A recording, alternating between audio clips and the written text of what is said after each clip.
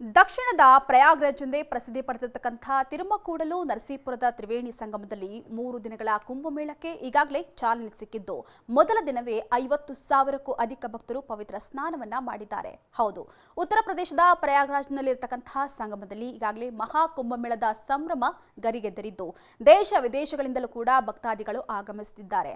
ಅಂತೆಯೇ ಟಿ ನರಸೀಪುರದಲ್ಲೂ ಕೂಡ 6 ವರ್ಷದ ಬಳಿಕ ಕುಂಭಮೇಳ ನಡೀತಾ ಇದ್ದು ಮೊದಲ ದಿನವೇ ಸಾವಿರಾರು ಭಕ್ತಾದಿಗಳು ಪವಿತ್ರ ಸ್ನಾನವನ್ನ ಮಾಡಿ ಧನ್ಯರಾಗಿದ್ದಾರೆ.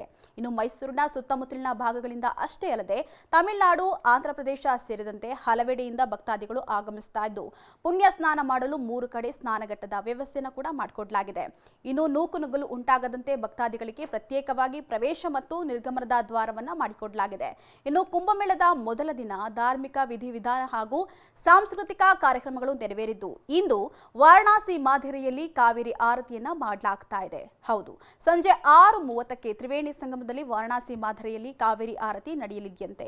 ಇನ್ನು ಈ ಕಾವೇರಿ ಆರತಿಯನ್ನ ಮಾಡಲು ವಾರಣಾಸಿಯಲ್ಲಿ ಗಂಗಾರತಿ ಮಾಡುವಂತಹ ತಂಡವೇ ಇಲ್ಲಿಗೆ ಬಂದಿದ್ದು ಕಾವೇರಿ ಆರತಿಯನ್ನ ನೆರವೇರಿಸಲಿದ್ದಾರೆ. ಇನ್ನು ನಾಳೆ ಪವಿತ್ರ ಕುಂಭ ಸ್ನಾನ ನಡೆಯಲಿದ್ದು ಸಪ್ತ ನದಿಗಳಿಂದ ತಂದಂತಹ ತೀರ್ಥಗಳನ್ನ ಸಂಗಮದಲ್ಲಿ ಸಂಯೋಜಿಸಲಾಗುತ್ತೆ. ಇನ್ನು ನಾಳೆ ಮಾಘ ಪೂರ್ಣಿಮೆ ಇರುವಂತಹ ಪ್ರಯುಕ್ತ ಲಕ್ಷಾಂತರ ಭಕ್ತರು ಪುಣ್ಯ ಸ್ನಾನ ಮಾಡಲಿದ್ದು ಭಕ್ತಾದಿಗಳಿಗೆ ಯಾವುದೇ ಸಮಸ್ಯೆ ಆಗದಂತೆ ಮುನ್ನೆಚ್ಚರಿಕೆ ಕ್ರಮವನ್ನ ಕೈಗೊಳ್ಳಲಾಗಿದೆ.